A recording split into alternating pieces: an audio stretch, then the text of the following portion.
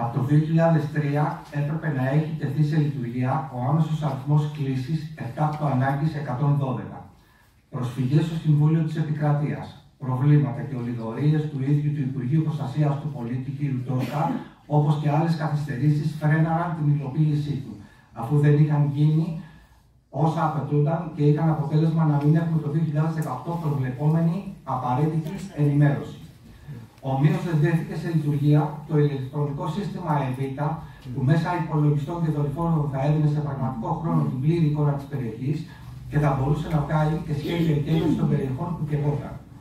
Το επιστημονικό τμήμα που διαχειριζόταν το σύστημα ΕΒΙΤΑ διαλύθηκε και οι επιστήμονες μεταγράφηκαν σε τηλεφωνητές στο ενιαίο συντονιστικό κέντρο επιχειρήσεων. Για τη μη υλοποίηση των έργων αυτών, μεταξύ άλλων, κανείς δεν διώχθηκε και καμία έρευνα δεν πραγματοποιήθηκε. Ένα πρόγραμμα ΕΒΙΤΑ, το οποίο από την Ευρώπη πήρε 500.000 ευρώ. Δεύτερον, το Μάιο του 2018 στην Πεντέλη πραγματοποιήθηκε με απόλυτη επιτυχία η άσκηση διαπυρός 2018. Παρουσία υψηλόβαθμων στελεχών υπηρεσιών του πυροσβεστικού σώματος, του τότε αρχηγού κ. Τερζούδη, υπαρχηγού κ. Μανθιόπουλου, διοικητή ΕΜΑΚ κ. Κολοκούρη, του αρχηγού της Ελλάς του κ. Τσουβαλά, του Γενικού Γραμματέα Πολιτικής Προστασίας κ. Καπάκη και αντιπροσώπων φορέων τοπικής περιφερειακής αυτοδιοίκησης. Παρουσία και του τότε Υπουργού κ. Τόσκα, των αντιπεριφερειακών του κ. Καραμέλου, της κ. Τσούκρας και του Δήμαρχου Πεντέλης κ. Στελίου Καψάλη.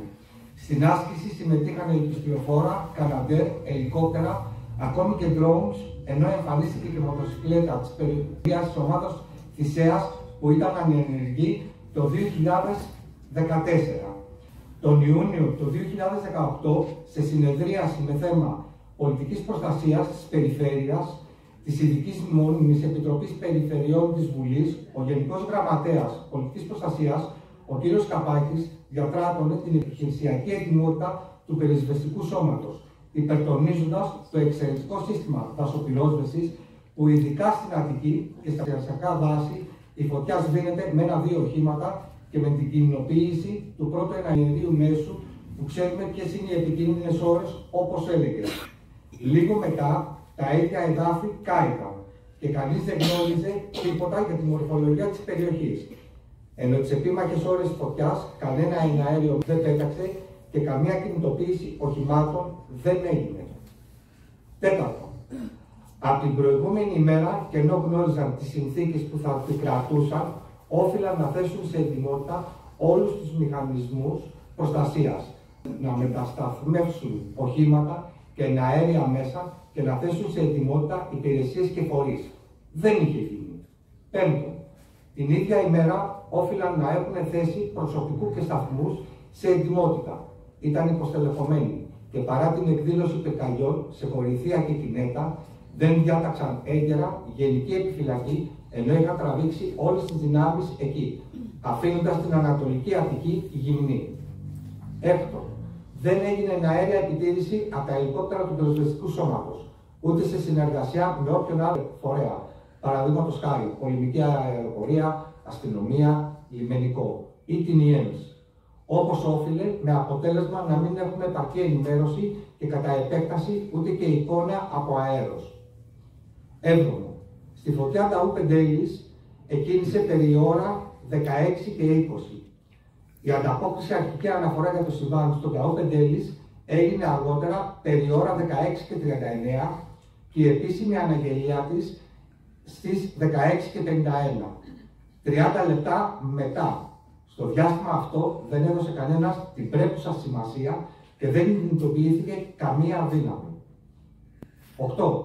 Οι επικεφαλείς που κλήθηκαν στο πεδίο έφτασαν αργά, χωρίς κατασβεστικά οχήματα, ενώ δεν ενέργησαν ως όφιλε. Δεν επικοινωνούσαν μεταξύ τους και δεν επικοινωνούσαν με κανέναν άλλο φορέα προκειμένου να γίνει ενημέρωση των πολιτών αλλά και η απαραίτητη συνδρομή των μέσων. 9.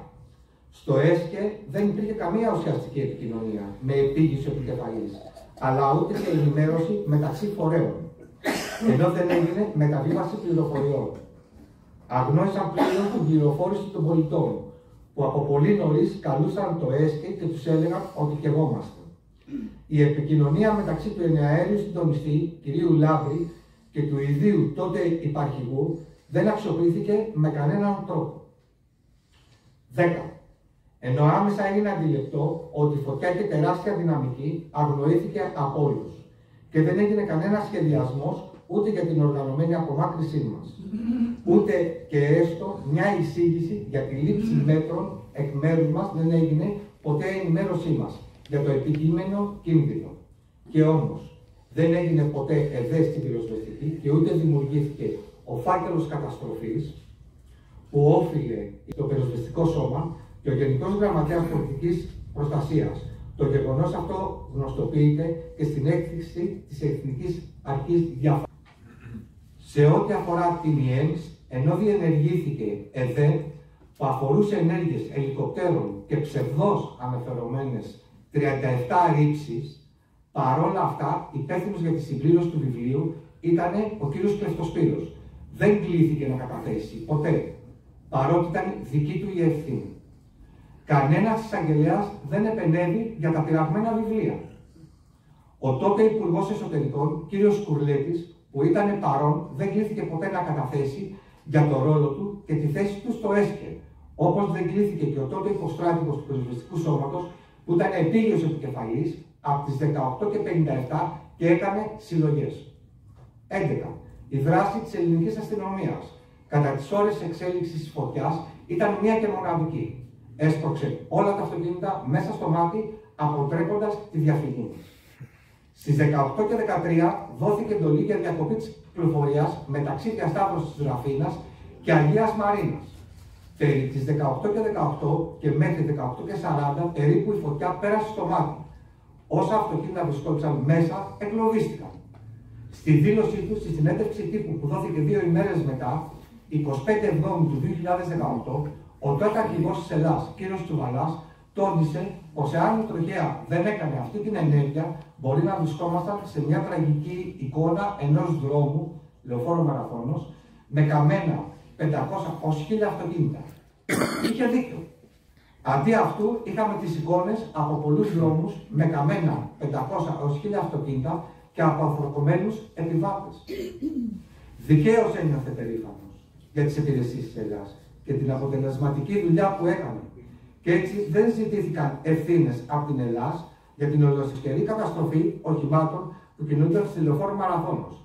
Από η επέμβαση των υπηρεσιών της τροχέας, κυρίως τον κρίσιμο χρόνο, ήταν απολύτως σημαντική και καθοριστική για τη ζωή των συνανθρώπων μας.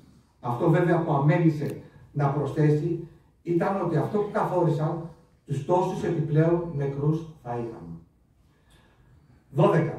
Το λιμενικό Ραφίνας, ενώ ακριβώς πίσω τους καιγόταν όλη η περιοχή, δεν απειλήθηκαν τίποτα παρά μόνο, αφού ειδοποιήθηκαν από την πρεσβεία της Δανίας μέσω τουριστών που ενεργοποίησαν το δικό τους 112.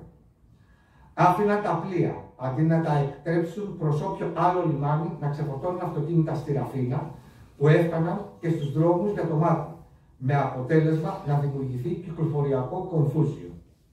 Δεν επενέβη κανείς ποτέ τις επίμαχες ώρες και δεν έστειλαν καμία βοήθεια στους πολίτες που βρισκόταν και πάλευαν επί ώρες τα κύματα, ακόμα και από τα απόμερα των πλοίων, με αποτέλεσμα να πνιγούν 9 άνθρωποι. Τόσο ο αρχηγός του λιμενικού σώματος, όπως και ο λιμενάρχης Ραφίνας και οι λοιποί λιμενικοί δεν κλήθηκαν ποτέ να καταθέσουν στα πλαίσια της δίκης. Ούτε φυσικά κλήθηκε και ο τότε Υπουργός Ναυτιλίας, κ. Κουρουμπλής, που ήταν στο θάλαμο επιχειρήσεων του λιμενικού και είχε γνώση για νεκρούς από τις 19 και 55. Παρά τις μηνύσεις από σεληνείς θανόντων θυμάτων, το λιμενικό αθεώθηκε από τον εισαγγελέα του ναυτοδικείου, ενώ ποτέ δεν κλήθηκαν και οι μηνυθέντες για να καταθέσουν μηνύσεις. 13. Το ΕΚΑΒ έμεινε έξω από τις καιόμενες περιοχές, στη διασταύρωση Ραφίνας, ακόμη και όταν η φωτιά είχε πια καταλαγιάσει, με αποτέλεσμα πολλοί άνθρωποι να πεθάνουν περιμένοντάς τους και σε άλλους να επιδεινωθεί η κατάσταση της υγείας τους και να διατρέχουν ακόμη μεγαλύτερο κίνδυνο. Δεν ελέγχθηκαν ούτε κατηγορήθηκαν ποτέ. 14. Τα νοσοκομεία δεν ενημερώθηκαν άμεσα, όπως έπρεπε για να προετοιμαστούν και πολλοί εγκαυματίες μεταφέρθηκαν σε νοσοκομεία που δεν είχαν εξειδίκευση στην περίληψη εγκαυμάτων. ούτε και στα απαραίτητα μέσα προκειμένου να δεχτούν τους εγκληματίες. Στα επίγοντα επικράτησε χάος, ενώ οι λανθασμένοι χειρισμοί είχαν ως αποτέλεσμα πολλοί εγκληματίες να κινδυνεύσουν ακόμα περισσότερο. Όπως είχε δημόσια πει ο πρόεδρος της ΠΟΕΔΗΝ, λίγο μετά έκρυβαν τα έντυπα παραλαβής από το ΕΚΑΒ νεκρών και εγκληματιών που κατέφεραν προκειμένου να μην γνωστοποιηθεί ο ακριβώς αριθμός τους. Δεν έγινε ποτέ έλεγχος. 15. Ενώ είχε γίνει γνωστό από νωρίς ότι υπήρχαν νεκροί και εγκληματίες, στήθηκε μια συνέντευξη τύπου ενημέρωση που ο τότε Πρωθυπουργός, στην οποία έκρυψαν την πληροφόρηση αυτή, έκρυψαν νεκρούς και εγκληματίες. Παρουσία υπουργών, της Περιφερειάρχου, του Γενικού Γραμματέα Πολιτικής Προστασίας, δημοσιογράφων και άλλων. Ο αρχηγός και ο υπαρχηγός μιλούσαν για συμβάντα της ημέρας σαν να μην είχε συμβεί τίποτα απόλυτο. Χαρακτηριστικές οι δηλώσεις του τότε Υπουργού Υγείας, κ.